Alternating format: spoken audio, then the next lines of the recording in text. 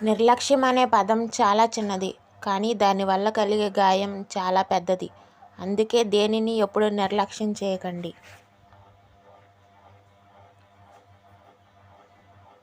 కొందరు రోగాలకు భయపడి తినడం మానేస్తారు, రక్తపోటుకు భయపడి ఉప్పు మానేస్తారు, కానీ దేవుడికి భయపడి పాపాలు మాత్రం ఆపరు.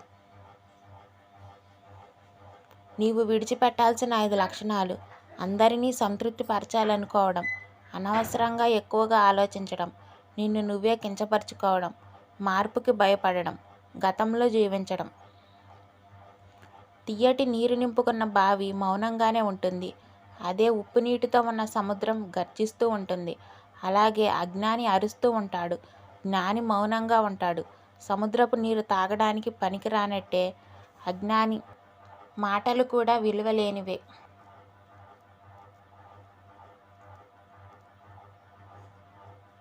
నిరంతరం ఆనందంగా ఉండాలంటే మన మనసుని ఇబ్బంది పెట్టే విషయాల నుండి విముక్తి పొందాలి. ఏ విషయాల్లోనూ తప్పులు వెతకూడదు. తప్పులు వెతకడం ప్రారంభిస్తే ఆనందం కోల్పోతాము. ఈ సమాజంలో వెలకట్టలేని సంపదలు రెండు. అవి: 1 మనశ్శాంతి, 2 సంతృప్తి. రెండింటినీ సంపాదిస్తే అఖండమైన ఆనందం మీ సొంతమవుతుంది. ఒకరికి ఒక చేపని ఇవ్వడం వల్ల మీరు అతనికి ఒకరోజు ఆహారం ఇవ్వగలుగుతారు. అదే అతనికి చేపలు పట్టడం నేర్పడం వల్ల అతను లైఫ్ లాంగ్ ఆహారాన్ని పొందగలుగుతాడు. నీవు పడిపోయినప్పుడు ఆగిపోకూడదు, తిరిగి పరిగెత్తడం నేర్చుకోవాలి. నీవు కోల్పోయినప్పుడు బాధపడకూడదు, మళ్ళీ కష్టపడి సాధించుకోవాలి. ఓటమి అంటే లైఫ్ అంతం కాదు, అదే గెలుపుకి అసలైన ఆరంభం. ఒక స్త్రీ నవ్వినందుకు కురుక్షేత్రం జరిగింది. ఒక స్త్రీ శోకం లంకను దహించి వేసింది. స్త్రీ తలుచుకుంటే ఏదైనా చేయగలదు. స్త్రీ తలుచుకుంటే తలరాతను మార్చగలదు. అదే స్త్రీలో ఉన్న గొప్పతనం. లోపాలు లేని వ్యక్తి, లోటు లేని జీవితం ఎవరికీ ఉండవు. సాధ్యమైతే మార్చుకోవాలి, లేకపోతే అలవాటు చేసుకోవాలి. అంతేకాని మనసు గాయం చేసుకోకూడదు.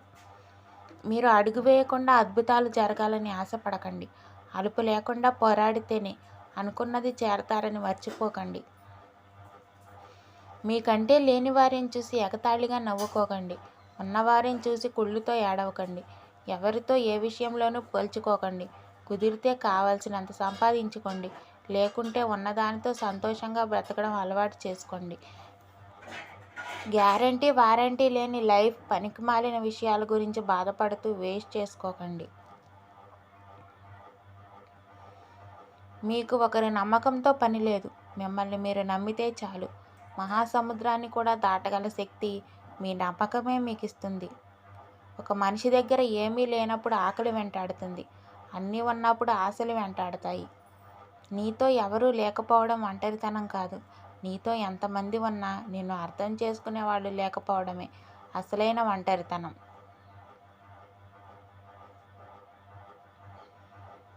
దూరంగా ఉండు నిన్ను చులకన చూసేవారి నుండి. పరిష్కారం లేని గొడవల నుండి దూరంగా ఉండు.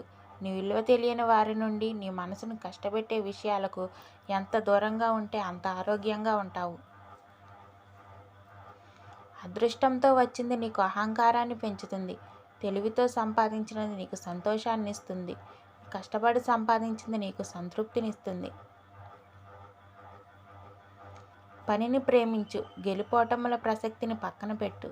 చేసే పనిలో ప్రశాంతత వెతుకు, మనసు నిర్మలమవుతుంది, అలాగే జీవితం సంపూర్ణమవుతుంది.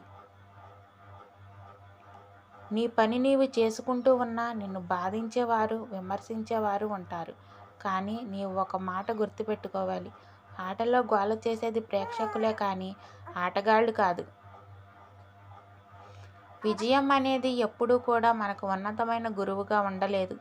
నీవు ఏమిటో, నీకు ఎవరు ఏంటో ఓటమి మాత్రమే తెలుపుతుంది. జీవితంలో ఉన్నతమైన గురువు ఒక ఓటమి మాత్రమే.